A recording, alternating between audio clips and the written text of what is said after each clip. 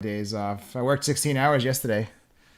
Um, so we are live, and I'm going to get our intro started. I feel out of breath. Well, it's better than being out of breath. I'm just saying.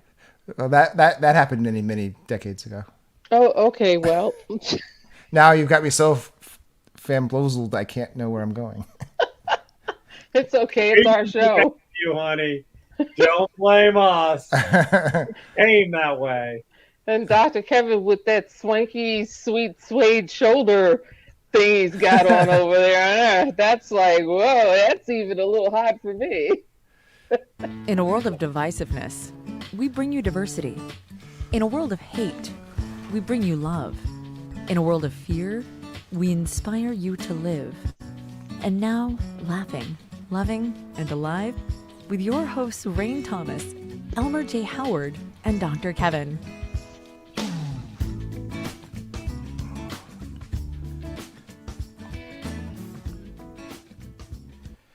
Hello.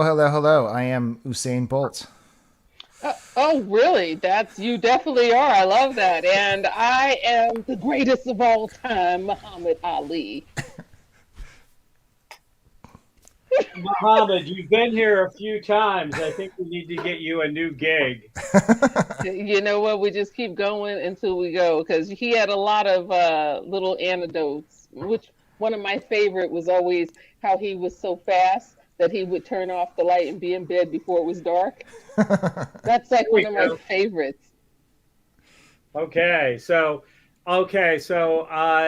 who are you again? Usain Bolt. The fastest man alive. The fastest man alive. I'm sure none of the women have been impressed. Well, probably not, but his pew is truly pew. Then I'm the road runner, so I'll leave with the dust. Right, because it's all about speed today, and Elmer running at 100 miles an hour. So we've got all the quick ones up here. People who stand up and are quick. Wow, this is going downhill. I'm doing low today. So, Mr. Elmer, tell us about all of the excitement going on in Phoenix, Arizona. I saw somewhere posted that you got to play an extra in the movie that you're. Well, I don't know if it was. I don't know if it was so much get to as in ordered to. They scheduled this fair on the worst day possible, so people couldn't actually come and be in it, and so they're like, everyone in the PO, which stands for production office, has to go down, and I asked my boss, she's the line producer, I said, are you going? She's like, no, I got too much work to do. I'm like, yeah, I know the feeling. And I get down there and they're setting up, and I see my boss, Tammy, and I'm like, I thought you said you weren't coming. She's like, yeah, I had no choice. So they were desperate for people. But yeah, I figured that much because they asked you, but right. So, but going bad. It's been quite the experience. I know last time we did the show was actually on set. We were actually working. I got interrupted a couple times because we were during our workday. But it's I have an assistant. A woman walked up and said, "I'm looking to volunteer. I just graduated film school. I'm going for accounting, and is your accountant around? Do they need help?" And I was happened to be standing there, and I was like, yes, we need help. So she's been a godsend. It's been really great to have her get me caught up and keep me straight, and double checking my numbers and whatnot, and helping us find more problems with payroll. It's a nightmare that I don't have time to go into. It'll take the whole hour to talk about this nightmare. I'll talk to you guys personally at some point about this payroll nightmare we're having. But yeah, it's been going pretty good. I have today off. Yesterday I had a 16-hour day. My body thinks it doesn't need any sleep because even though I got home at 1:30 a.m., I was in bed by 2:30. It was up by 6:30. So no, sorry, up by 8:30, and so I couldn't go back to sleep. And then I was spending the day with some friends because I have very few days off. So as I'm out of breath, running in trying to get the show started because Nicholas, he's 12 years old, didn't want me to leave. We were playing a board game with the family, and so I ran in, literally was throwing up my computer, trying to get everything on. And luckily nobody left before I get the show started. So yeah, but it's been a good learning experience. I'm glad I've been out of New England. It's been really cold there and snowy. So that's been also a little plus. It was 35 today. It was practically balmy. I put on my bathing suit and went outside to catch some rays. And how many rays did you catch? And what does hubby think about rays being caught? He was busy all day. What he doesn't know won't hurt him. Oh, okay. Nope, So- I put on my bathing suit and I went outside and I climbed right in The that hot tub tub. of the air. The hot I'm tub. sure. Ms. Rain, how be you? Tell us what new and exciting things in the ever crackling life of Rain Thomas. Wow, people always assume that there's new and exciting things. I got to tell you, I auditioned for something. I don't even understand their angle. I think it's, when people don't know what they want, but they found what they want, but they still think there's something else they need for whatever the role is, for the pitch or whatever. And I can't say the company or any of this stuff, but I've had my 7th audition with them. And I made it clear to them. I said, look, figure this thing out or don't, but this is my last audition, period. I understand. That's crazy. Right. You're protecting your brand and you want to make sure you've been looking for a person for a year. And anybody who could be even remotely interested, we get sick of this at some point, because you got to figure it out. I understand the brand is your baby and you want to make sure whomever's representing it is exactly what you're looking for, but everybody's not going to stick around for years. So I've had that going on and on and on. And like I said, I put the kibosh on that. I was like, this is it. And I've been offered some summer roles, which I think I'm taking one. I can't really take the others for other reasons that have to do with other things that I can't talk about. And and then one of my friends who's super awesome, she lives in California, she informed me that Dionne Warwick is going to be doing a residency here and I should just go there and get to know her. And I said, and exactly how do you think I'm going to do that? She's like, well, if anybody can figure it out, it would be you. So I'm not even sure what to do with it. I feel like, well, maybe I should just stroll. I mean, I don't know what to do. Go and ask her directions. Maybe she knows the way by now. I know. But she was in San Jose when she knew the way.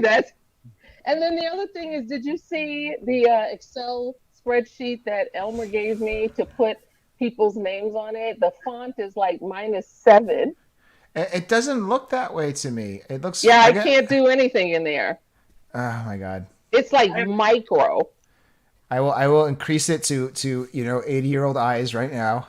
Mm-hmm. This isn't even about seeing it. It won't let me put the information in it. When you go to put someone's email, it's so tiny.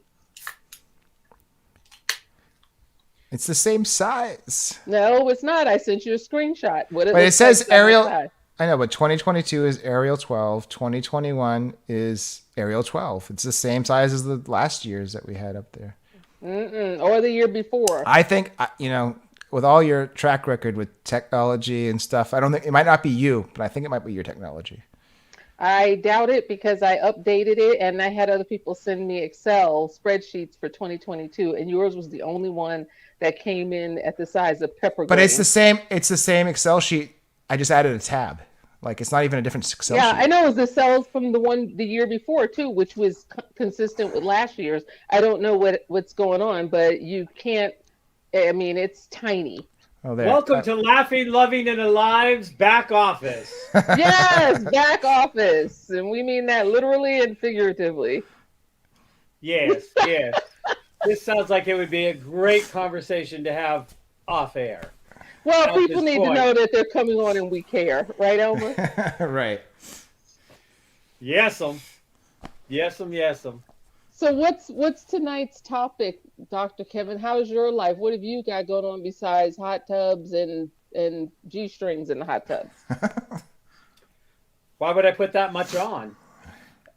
Oh, well, I was just deductive reasoning, I guess. I overshot my mark. Yep. No, I deduct it all. Only when it's nighttime, because I can't Another be seen one of during those the conversations. day. I have to wear something during the day because my neighbors could see me, but at night it's au naturel. Okay, Johnny Beehner is probably like, what in the world? He should be used to this. Yeah. No, I'm just treading along. Actually, as you were telling that story, all I could think of was when they didn't have enough extras for Elmer was the time that Elmer and I went to San Francisco to because this guy wanted me to come in and work with him, and he was writing a pilot for a TV show that he was trying to sell. And Elmer and I show up, and the guy is, God love him, he's so lost, and he has people coming in to audition for these roles for this pilot, and he has no script written yet. And he's like, well, I'm just going to kind of give him the character and tell him to like ad lib it and see how they are.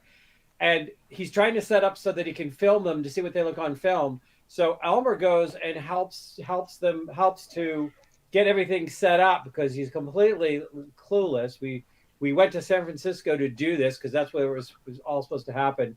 And I sat there in the bleachers and wrote like what, maybe, I don't know, 20% of the first. I said, talk to me, tell me. And I sat down there and I read. So when people came in, they actually Oh my goodness. had a script to read from. Remember that, Elmer? Yep. Oh, Yep. That's ridiculous. Yep. I'm sitting there on my iPad writing the script for the show. Writing the script for the, Yep. Well, you know, it was an interesting time. Right now, I just got, you know, yada yada going on. So I think it's a good time to say, here's Johnny. But I almost forgot to tell you, my phone rings. I have people who are calling us saying that certain different people told them they need to be on the show. And we're talking about people who are like in charge of all sorts of stuff. So our books are full till June, believe it or not. Our cup doth runneth over. That's where I wore this sweater, so you could. And me too. My cup's runneth over. And you know, I have to tell you this story before we let Johnny actually say anything. So I brought you too early, Johnny. Hang out. Just that's Kevin's MO. Just be a cool dude.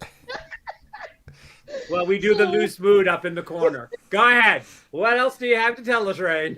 I have to tell you, this is about Johnny, actually. So I know we have some heavy-duty stuff coming up that we want to talk about in the next couple of shows.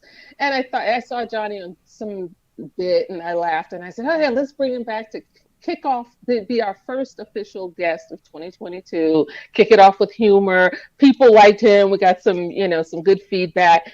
And so I texted him, like, weeks ago, and I said, how about come on the show, again, da-da-da. And usually I hear from him within 24 hours. Silence, nothing. I'm like, whoa, okay. I'm like, first, I hope he's okay, because everybody's been sick and all over the place. But then I saw him do something on Instagram. I said, there's nothing wrong with him. He's ignoring my invitation. So I texted him something to the effect, so does that mean no, senor? And he writes back instantly, and he's like, "Oh, I didn't even see it." So I thought maybe he was like famous and stuff, and now he doesn't, I went all Hollywood. Yeah, exactly. So, in the words of Dr. Kevin, here's Johnny. You sent me into a panic attack when that happened. I was like, because I saw your one where you're like, "Oh, I guess that means no," and I was like, "Wait, what?" And I look at the one above, and I, you can swipe to the left to see when it was sent, and I was like, "Oh my gosh, I never responded to this." Holy! So I made it right. I responded right away. We're glad to have you. Oh, I'm glad. I'm flattered to be here. I'm glad you guys are having me back. Thanks, Mr. Johnny. You've gone Hollywood. I have, Dr. Kevin. That does not look like gold lame to me. You can't go Hollywood without some gold lame. Well, sorry. I'm not in Hollywood anymore. Actually, the first time I was on, I was not in Hollywood. I'm still in Madison. I'm a Midwest guy. I don't do. I was in LA for 4 years, and it was great. but now I'm back in the Midwest where I belong. And what makes you belong in the Midwest? Is it your ability to tip cows? Is it your ability? I'm just wondering. Yes, that's the prerequisite. You have to be able to shove a cow over at night and tip it over.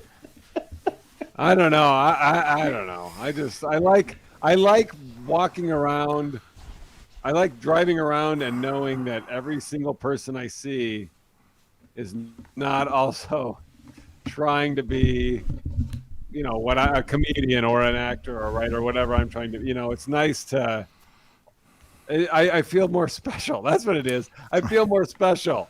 When people are like, oh, what do you do? Oh, I'm a comedian. Oh my gosh! Not everyone here is that. That's interesting. Makes me feel good. Okay, I get it. Then they say, "Tell me a joke," and "Are you funny?" Right? Yeah, exactly. Yeah. Oh, so really? What would I have seen you in? I don't know. How would I know that? I don't know what you would have seen me in. I don't know what you've seen.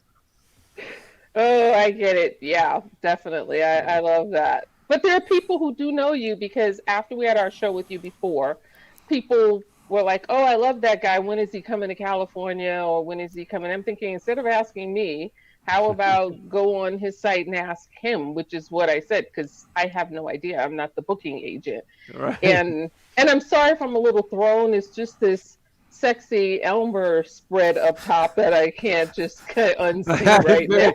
Yes, it's very distracting. This boudoir suit he's got going on. I know. Elmer, are you being painted while we're recording? Yes. You should see his toenails. They're painted today. Oh God. So yes, Johnny, we think you're great. So, thank you. I think you guys are great. So catch us up on what twisted and traumatic turns has the life of Johnny taken since your last year. Well, what's funny is you mentioned Elmer's toenails. Now this is leading somewhere. I recently the toenail. This is so gross. My two big toes don't have toenails on them anymore because I've really, really gotten into running, and my feet have gotten destroyed from running so much. So that's what's new in the life of Johnny Beehner. I'm doing comedy. It's going great. But I got really into running. I ran my first marathon in November. I've been running probably since we moved to Madison. And before that, the most I'd ever run was probably 6 miles. And that was like unimaginable. And then I'm pretty pleased with my progress. I was able to run a marathon. And I thought, okay, I'll run this Madison marathon, get it out of my system. It'll be my bucket list. And I already, less than a week after the marathon, I already signed up for the Chicago Marathon for this year. Whoa. So I'm going to do the Chicago Marathon in October. I know that's what my podcast partner said. He's like, it's an addiction. And I was like, no. But it is. I've been running in like 1 degree weather or 0 degree weather. Like, I need to surrender to the fact that, yes, you are correct. It is an addiction. This is not normal. I should not be running 5 miles and have icicles off of my beard when I'm done and enjoying it. Everyone does their midlife crisis in a different way, John. Right. So, you're welcome to do your midlife crisis. I have been known to run 5-6 miles. It was a long time ago. Once I paid my bills and I wasn't chased, I stopped running that way. I mean, yeah, you're running as your midlife crisis. Elmer is fantasizing he's a Rubens model as a. He's Rose in Titanic. Can that ship go down any faster? And my midlife crisis, I don't know what that is yet, but 10 years ago, I started running, not because I thought I should be running. So I'm a Bronx girl. I would rather fight and try to kill you and then like hobble away screaming help. But so you're more of a fight than flight. Oh, I'm definitely a fight. Yeah, I would fight you to the death before I ran. But I have a friend who's 15 years younger, and she's like, "Oh, we should do something fun." I'm like, "What's fun with running?" She's like, "Let's do a half marathon." It's like that doesn't sound like fun at all.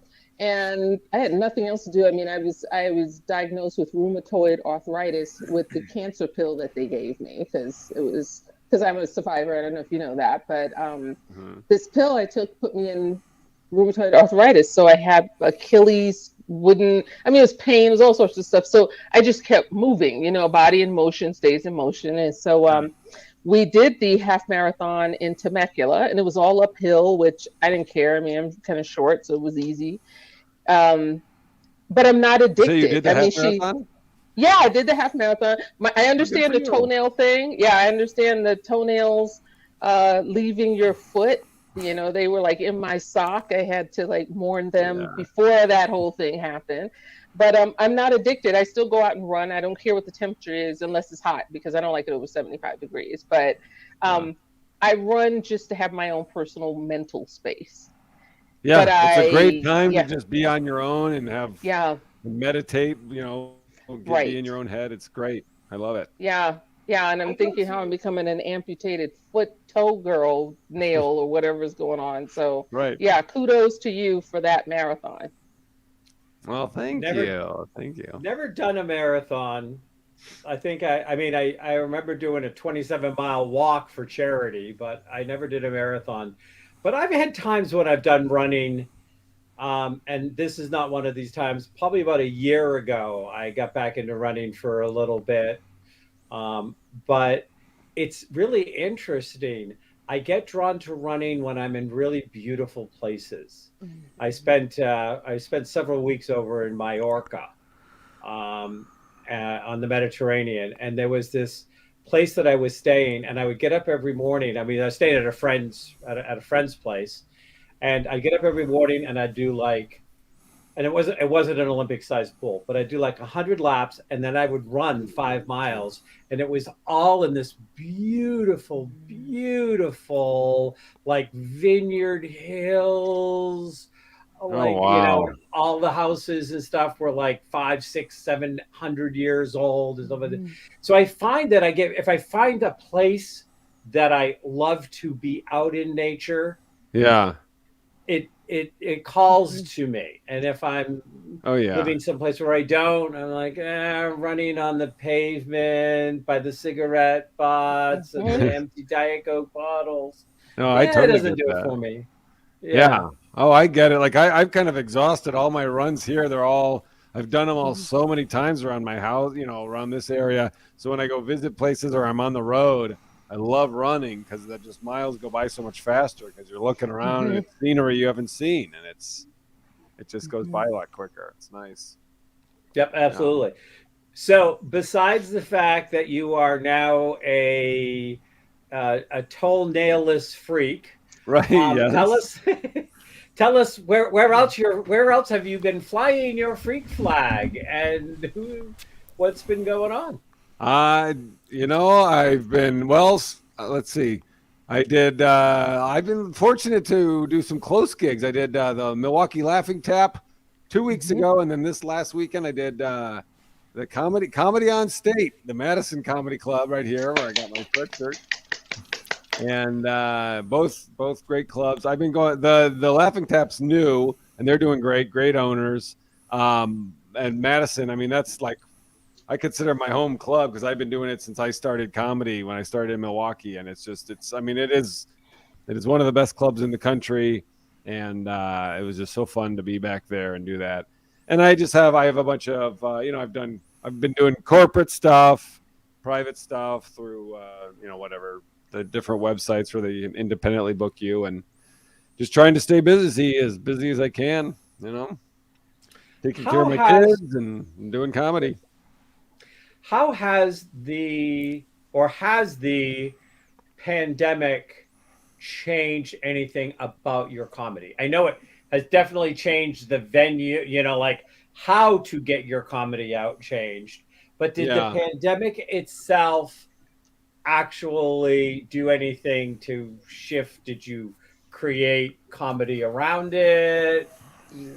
Yeah, I mean, I have my, you kind of, most shows you have to address the elephant in the room and just talk about, because everyone's sitting there in masks, or if you're on Zoom, I mean, I really hit I when in the middle of the whole pandemic, I mean, I was doing Zoom shows, just multiple ones a week, just to stay busy and stay fresh and stay on it. So I did a lot of those, and of course, just like every comic, wrote a lot of material about the pandemic, which you try not to drill home, because a lot of if you go overboard, then people are like, hey, we're here to try to escape this whole thing. We've been thinking about it all the time. This is kind of our escape.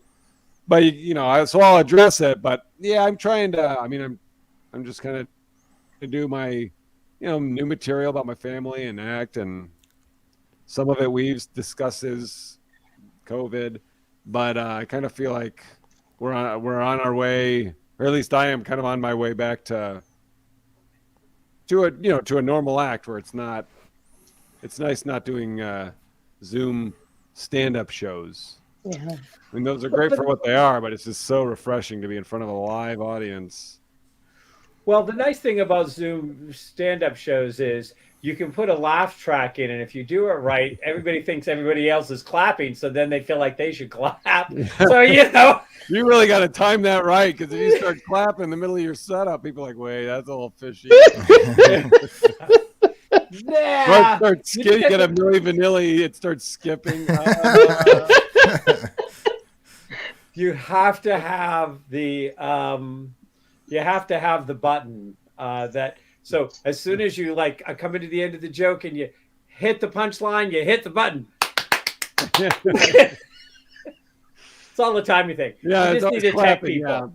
Yeah. We'll lend you. We'll lend you Lady Rubens there to be your tech person next time you do a comedy show. Oh, good, thank you. Okay. I'll graciously accept. It's all about timing. So it's so funny because you struck upon something, and I wanted to talk. I'm thinking back to an interview that I actually saw with, oh my God, what's the actress's name? Now my brain is going to fry out. She, Elmer will know. She's the one that plays Wanda in the Marvels, the Scarlet Witch. No, I can picture her. One of the Olsen girls? Yes. Elizabeth Olsen. That's it. Elizabeth Olsen, yes. Yeah. I was watching an interview, and I don't know if you ever saw WandaVision when it was on. I did. I loved it. Mm-hmm. Yeah, I did too. Well, they did the original in the 50s style, just as they did it with a live audience. Oh, okay. Yeah, the behind the scenes on WandaVision was really worth watching if you haven't watched it. Oh, is that on Disney? Is that available on Disney Plus? Yep. Behind the scenes? Oh, that's cool. I'll have to do that. Yeah. And so they actually brought in a studio audience like they had in the 50s when they would tape the show to give it that realistic effect. And she was talking about feeding energy, which so many people in Hollywood have lost, because you're standing in front of a green screen and the only people that are looking at you are holding booms and and cameras, and are half mast now for some indefinite period of time. Yeah. And how refreshing it was. How did you get your energy up to look at a screen and be able to be your normal vampire self, feeding off the energy of the audience to be funny? I mean, definitely some shows were more successful than others. I don't have any like tricks or gimmicks. There's a lot of shows that would start with just me begging for them to unmute, because if you got a room, you've got a Zoom room with 25 people, and they're on their corporate happy hour or whatever, and they brought you in, and everyone's at home and they have you muted. I mean, there's nothing you can do. I mean, it's almost, I would say, pointless, but it's just, you're really setting yourself up for failure if you just plow through without the audience there, because I mean, it would be like watching an episode of, Friends or whatever with no laugh track at all. It's weird. It's like you're watching a comedian rehearse. The timing's all off. You do a joke and you're like, oh, they're probably all done laughing at home right now. I have no idea because I can't hear. So a lot of it would be begging, but just a lot of it is like there's tricks. When you're at a comedy club, you can talk to the crowd, but you can only see so much. You can see the front row or whatever. When you're on a Zoom show, you can call people out and be like, oh, hey, I like that. What's the deal with the mannequin right behind your head? You can call out people. You got their name. You can see into their home. And then they're kind of, that'll and respond to you. So that's kind of a way to start some, get a little energy in the room. Start some shit. Yeah, exactly. Yeah, that. Get people talking by starting shit. Johnny, I have a question for you. So, obviously, I have friends that are comedians, and over the years, I've watched them do their thing. But when you said it's like watching a comedian rehearse, how do you rehearse if you are the only one in the room? I don't know if I'd say rehearse. Like, I mean, like how I write. That's kind of how I write. Is I'll just walk. I'll go for walks, and I'll just talk to myself and put myself mentally on stage as if I'm in front of a crowd and just see what comes to me. There's a lot of comedians like Louis C.K. or whatever. They'll say they write on stage. Well, sometimes I'll improv things on stage, but I don't take an idea and be like, oh, I'm going to talk about foosball tables and just see what comes out, because I don't have the cojones for that. As if nothing comes out, then there I am just standing there like an idiot. So I mean, I need some punchline. What's being hidden around on that foosball table is his cojones. Well, one time I was this is when I was emceeing and I was starting out. I was at a club in Germantown, Wisconsin, and I was walking around the parking lot of the comedy club, just going over my act, rehearsing, and a cop car came up to me and stopped and asked me what was going on, and I told him, oh, I'm about to the comedy club right there. I'm hosting and we have a show, and he was like, oh, I guess he had gotten multiple calls from businesses in the strip mall, like it's an outdoor strip mall, that some guy is just walking around talking to himself in their parking lot.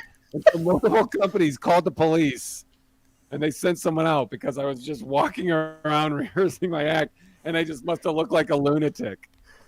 Yeah. I was wondering that. I thought, I go down the street and I see Johnny and he's just, blah, blah, blah, blah, blah, blah, blah, blah, blah. I'm going, okay, yeah, okay.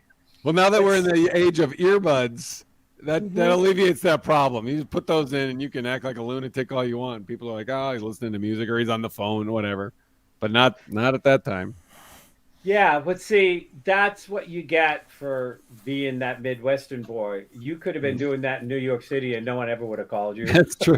That's at all. True. No, yeah. They would have been like, oh, yeah, just another, another crazy New Yorker. Another crazy guy just talking to himself. Sure. Yeah. Are you also the audience as well as the MC or the comedian? Am I the audience? Like when I perform, when I'm rehearsing, I look in the mirror, I sing the song, and I obviously see myself on stage performing, but I also see myself sitting in the audience. How is that being received by the person in the audience? Do they hear it the way I am singing it, or I'm playing everybody in my own show? Oh, okay. Yeah, I mean, my style when I do it, I'm putting my mind in the same mindset as when I'm in an actual show. I'm not looking at myself. I'm just kind of seeing what synapses jump when I'm doing my act and see which, if I get a new tag or I think of a new idea and I can go off on that. But the only time I'll watch myself is when I review tapes, like if I'm doing a new bit, I don't watch every show. I try to tape the audio of every show, but as far as watching my show, that can be torture, because I'm already saying my act all the time. Right. I don't need to watch it unless I'm But I'm excited because these last 2 weekends I've been doing a lot of writing and a lot of new stuff. So it has been exciting to watch, just to watch previous or at least parts of the show that are the new parts. That's fun. Yeah. I hear you. For me, it's not like going over and over, though sometimes because I teach classes and we've recorded them and we sell them and you have to look at them in the editing and and I've done enough stuff, but I just went through the painful process of having to do the last edit on a book that came out at the beginning of the month, and it's a science fiction book, and I had to read it through like 6 times to be able to sign off of it. And so I got it like a few days ago. I got a hard copy of my book in the mail. And I was like, and I said, yep, I got a hard copy. I got the book in the mail. And somebody said, so are you going to read it? I'm like, never, ever again. Well, that almost seems like a funny question. Why would you read it again? You've read it 6 times. I'd read it and I would find a correction or something that wasn't right, or my editor would say something, and then I would send it back, but then I'd have to read it again, and and it had parallel plot lines in it, so I had to make sure the parallel plot lines were working. Yeah. And I'm just getting ready to finish the sequel to another book, and I have to go back and read the first book, and it's a fantasy fiction, to finish the second book, and then read the whole second book to pick up the plot line again. And I'm like, no.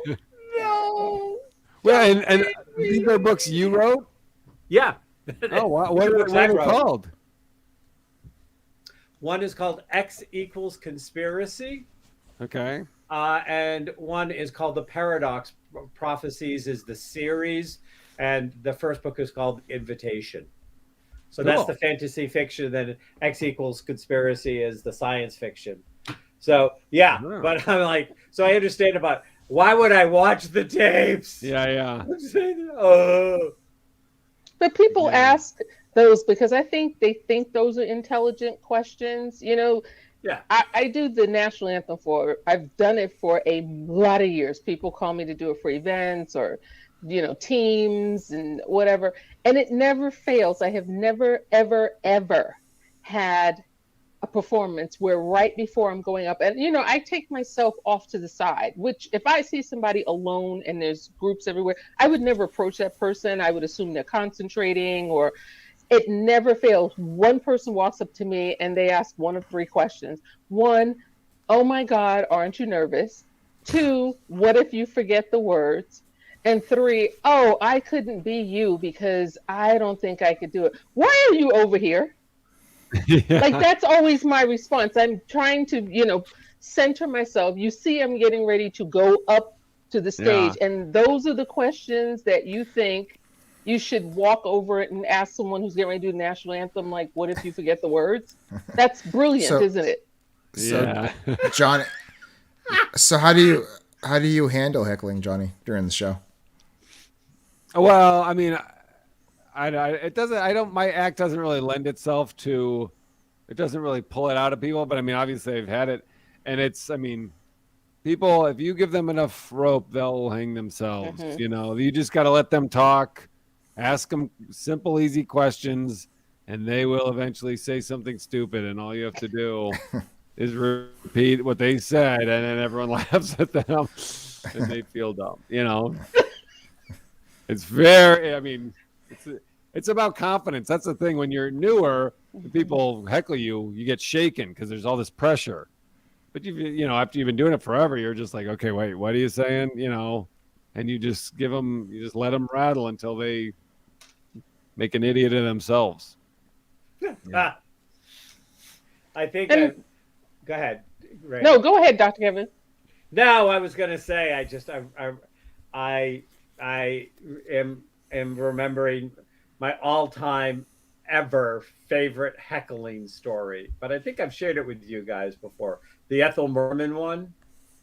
Yeah. Somebody was heckling Ethel Merman on Broadway on a matinee, and she literally stopped the middle of the song, got off the stage, went out, grabbed the guy, ran him up the aisle, and threw him out the side out the front door. Oh, wow. And went back, got back on stage, and started singing again. Good. It's my all-time favorite heckling story. Well, and That's people, great. I don't.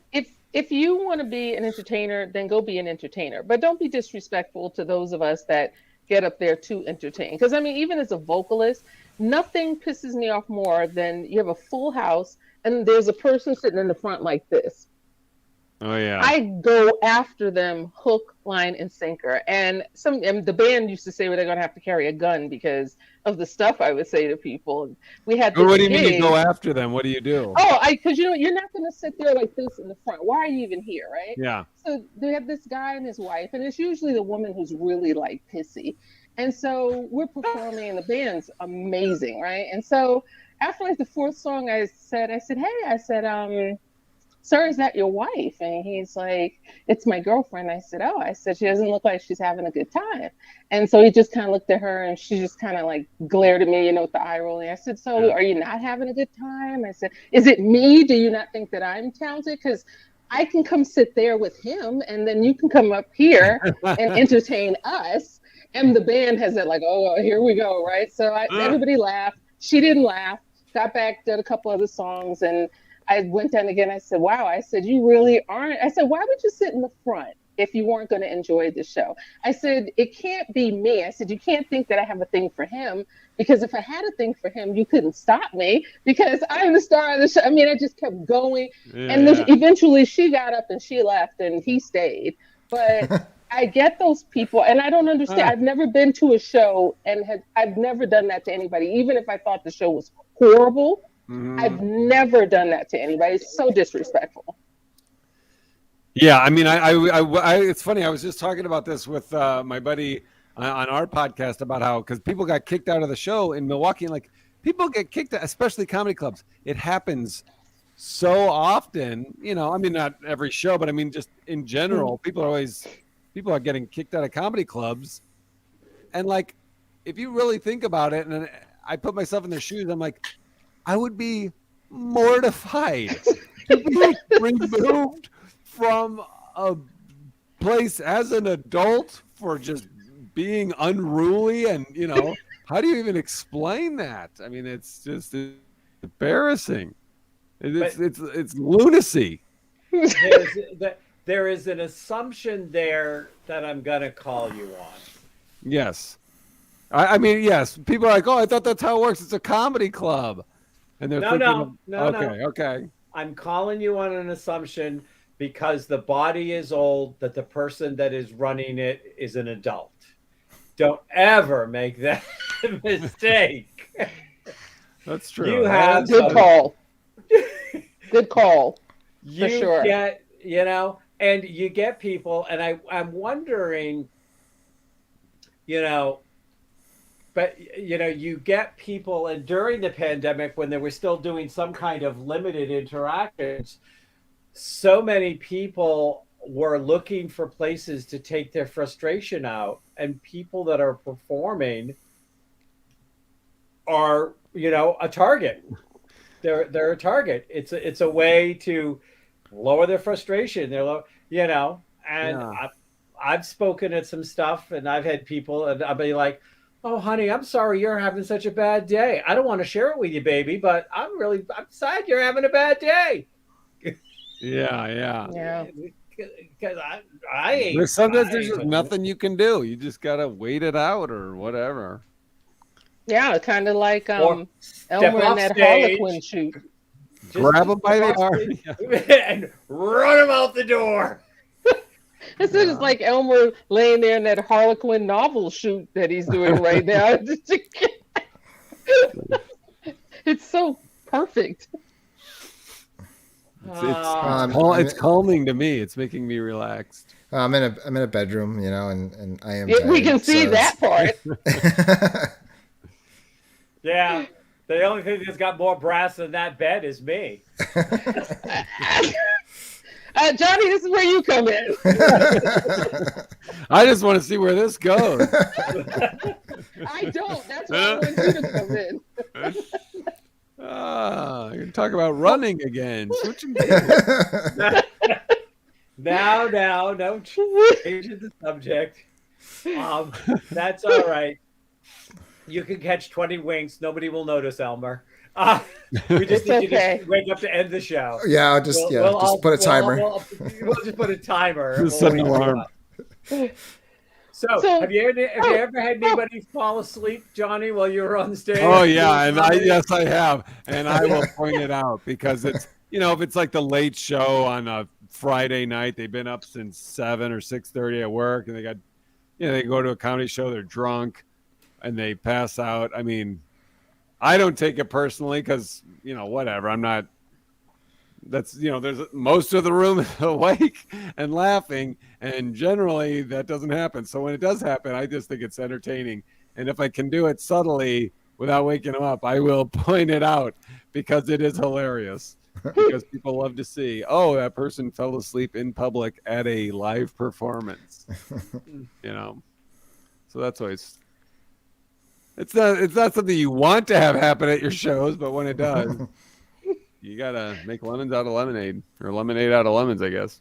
Lemons out of lemonade. That's pretty good. That person sleeping is the only one drunk. That's now, right. Johnny, I have a question. This isn't actually my question. This is a question from a 17-year-old on Instagram. I don't know this person, but they want to be a comedian, and they want to know what are the top 3 things it's a he. He wants to know what are the top 3 best pieces of advice you can give him. He said his act is clean. He thinks you're funny, but he doesn't know what to do. I like him already. I thought you would. His act is clean, and was the last thing you said? He wanted to know what are the top 3 pieces of advice that a super comic like yourself. You're a super comic. You didn't know that, right? Tell him, Alvin, the super comic like yourself would give to someone like him who's just starting out. I mean, it's very cliche, but it's so true. I mean, just write your brains off, because when you're starting out, it's the best time, because you write anything. You have nothing to fall back on.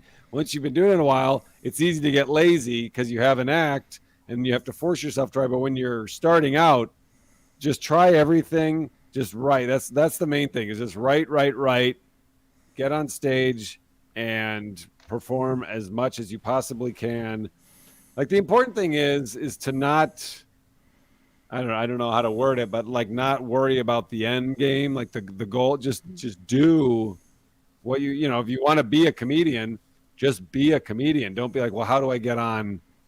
What do I have to do to get on this show? Or how do I become, how do I get to do full-time comedy? Like, just do comedy as much as you can, and the pieces will fall into place, because there is no way to plan how to have a career, in stand-up comedy. No 2 comics have the same path. You know what I mean? It's not, you don't apply anywhere. There's no job interview. You just do it, and you do it more. You write a lot, and people will notice that, and you perform as much as you can. Even when even gigs you're losing money, like the stage, just do it as much as you can. You will automatically make connections. That'll lead to more work, and it's unavoidable. If you love it, you'll do it, and it'll just spread, and you'll get more venue, and then before you know it, you'll be doing just comedy, and then you set your sights on specific goals. Have you ever done a joke that you tested out? You thought it was maybe on I believe you have a daughter, and she laughed and stuff. She's like, I'm going to use this in a show. And then you deliver it in the show, and it just falls flat. Oh, yeah. Oh, yeah. Sure, definitely. I did. It's so funny because I pulled out a bunch of old notebooks from like when I was not starting out, but like in my early days.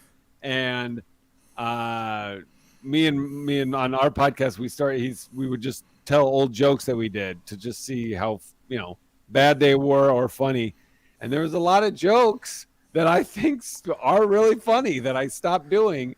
And then he laughed at him. He's like, that's really funny. You should do that again.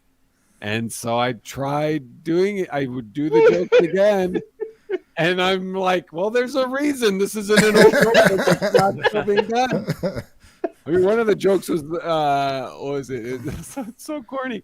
I mean, I do think it's funny, but it's like I talk about like, I broke up with this girl. We were dating, and she was cross-eyed, and that's fine. But I always felt like she was seeing someone else, and and it gets a groan. It gets what Dr. Kevin just did. That's what I get. Yeah, corny, funny. The Laffy Taffy jokes. Okay. Not Laffy Taffy. Well, they wouldn't have a cross-eyed joke, but yeah. It's a groaner. Where's the gong? Yeah, exactly. I would get groans, and I'd be like, I can't tell if that's because it's a bad joke or because it's mean. And then I would tell a mean joke, and they would laugh really hard, and I'd be like, oh, okay, it was a bad joke, because you do like mean jokes. Okay, one last question from Alvin. First of all, he said thank you. He appreciates that. He says, but how did you keep from being bored with your act? When I was starting out, I mean, I didn't have anything to be bored with. Like I would change my act all the time. I mean, I don't know how I could be bored if I tried. I mean, you just keep writing and mixing it up. I mean, that's one of the things. Like, I've worked with comics, on the road, like when I was coming up, and sometimes you work with comics where it's like they've been doing the same act for 20 years, right? Where they get their act done, and then they're just done. They're not a writer anymore. They just do their act, and that I can't. That would be so boring for me if I did that. Like I couldn't do that if I tried. I have to be mixing stuff in, because if I did that, yeah, the crowd might get a good show if they like the act, but I would be, that would be like an episode of The Twilight Zone where it's like hell, like you're not doing the same thing over and over. So I'm the comedian's version of Groundhog. Yeah, exactly. Yeah. Okay. So I've got a question based on Alvin's question, because I was going to ask you actually if you ever watched comedians in cars getting coffee. Sure. Yeah. Very fun thing. So, and I thought of that because I wanted to say, not necessarily study the routines, but I think that listening to any interviews or any opportunities to hear as many different comics talk about comedy is also a great thing you should do early on. You should kind of like study the craft at the feet of the masters, but not like their comedy album. Like, don't go get a George Carlin comedy album and think that that's going to really tell you about George Carlin. Like, understand the thing. And one of the things that I liked, because I watched all of the comedians in cars getting coffee, I don't know what you thought about it. Some of them fell flat.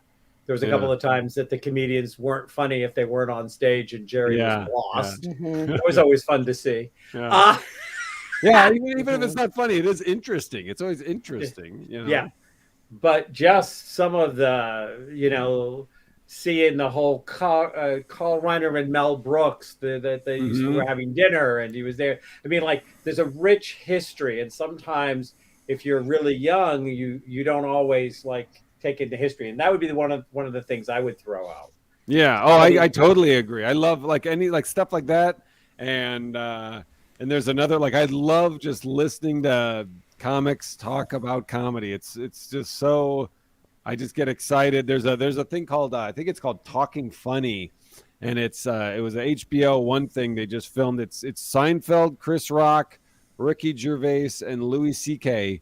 just sitting in a room talking about stand-up for an hour in chairs, and it's on YouTube. I think you can watch it on YouTube, but it's so just juicy and interesting and exciting, and it's cool. There's that, and then there's Seinfeld's his documentary Comedian. I've seen that tons of times. I've watched it listening to the commentary multiple times, just because all that stuff is so interesting. I just love hearing comics talk about comedy. Yeah, so that's the one I'd throw in for you, Alvin. Yeah, he says thank you, Dr. K. Hey, it's my pleasure. Super comic Dr. K and the Harlequin romance cover shoot. Cover model. Yeah. Yeah, that. Now, come on. I've got to ask the question. If you saw that on a Harlequin romance, would you pick up the book? Who are you asking, Johnny? Yeah, who are you asking? Either one of you. I would, because I would definitely want to see. I'm like, this has got to be low budget porn. Yeah. Low budget curiosity factor. Yeah, I'm definitely curious. I would be like, I want to see what that guy is trying to sell me. Modeling while wearing his headphones. Yeah, you know what? There's a market out there for that. You know, I have a market out there for model. She's a foot fetish model, and the market is incredible for that. There's a market, but she has her toenails. Yeah. So. That's pretty I guess I should sign up for that. I'm sure there's probably somebody out there who was like, "Oh, I'd like to see a runner's foot," and they pay great money. I mean, she has like Venmo and stuff. She talks about the rates. I mean, you can't make that up. Yep. Do you ever, Johnny, drink before you go on stage?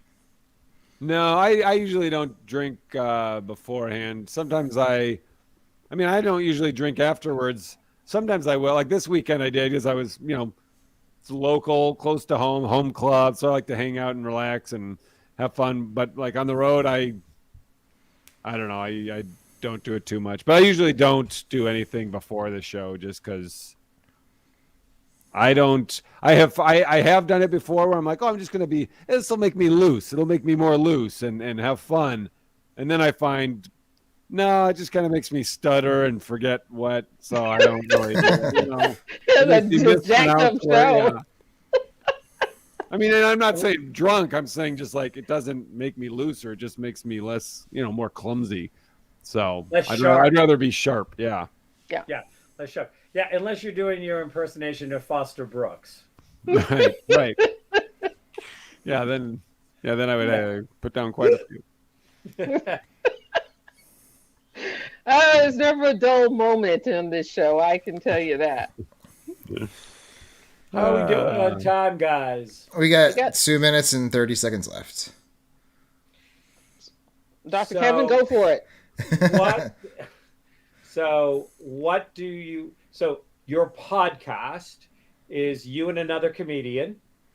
It's me. Yes. It's called The Cavalry. It's me and Andrew Slater, who is a great comedian. He's out of Portland. He just did James Corden, the Late Late Show, James Corden. Mm-hmm. And the next day, the show got, it came out that James Corden had COVID. They found out he tested positive for COVID the next day. So he got in just under the wire. But anyways, our podcast, it's called The Cavalry because it's basically, we try to bring topics to the table that unpopular opinions that we need backup on. Like something like one of mine was like, I think trampolines are more fun than swimming pools. And then it's the other, and then we try to back each other up, hence calling in the cavalry. I'm calling in the cavalry for backup. So that's kind of the gimmick in the structure of the show. We chat, we get caught up, but that's why it's called The Cavalry. But it's fun. It's something to do. It's, keeps our minds sharp. Keeps me always thinking topics. Trampolines might be better than swimming pools, but they're not better than hot tubs. As far as fun, no, on a hot day, yes, a swimming pool is nicer to relax in. A hot tub is great to relax, but I'm talking like fun. You're going to have more fun. You're going to have more fun on trampoline. That is true. You've never been in a hot tub with me, John. And you've never been in a hot tub with trampoline. Wait a second. What did you say, Johnny? I said, I feel like if I had, I would remember. So, you're right. It was that night you drank before you went on stage. I'm just saying. How many minutes do we have left? A lot of fun happened in a hot tub. Oh, goodness. Especially if you put a trampoline in there. So we have less than 30 seconds. So our next show is our Valentine's show, and we have Roger Q. Mason coming back on. Mm-hmm. That'll be in the 13th, I think, of February. 13th. Mm-hmm. So yeah, remember, everybody come join us for that. And thank you, Johnny, for joining us. Oh, thanks you guys for having me on again. I'm glad to be back. And I am going to play us out. Thanks for watching or listening to the Laughing, Loving, and Alive show. If you enjoyed this episode and you'd like to help support the show, please share it with others, post about it on social media, or support us with Buy Me a Coffee. To catch all of the latest from Laughing, Loving, and Alive, you can follow us on Instagram at Laughing, Loving, and Alive, and on Facebook at Laughing, Loving, and Alive. Thanks again, and see you next time.